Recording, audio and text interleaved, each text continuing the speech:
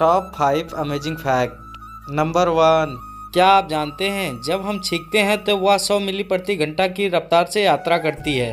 Fact number 2, क्या आप जानते हैं ऑस्ट्रेलिया अकेला ऐसा महाद्वीप है जहां कोई भी एक्टिव ज्वालामुखी नहीं है। फैक्ट नंबर 3, क्या आप जानते हैं धरती के केंद्र का तापमान सूरज के तापमान के बराबर है। फैक्ट नंबर 4, क्या आप जानते हैं प्लास्टिक को सड़ने में डिकम्पोज होने में 450 वर्ष लगते हैं जबकि कागज को कुछ 4000 वर्ष लगते हैं। फैक्ट्स नंबर 5, क्या आप जानते हैं जब आसमान से बिजली गिरती है तो तापमान 30,000 डिग्री तक हो सकता है।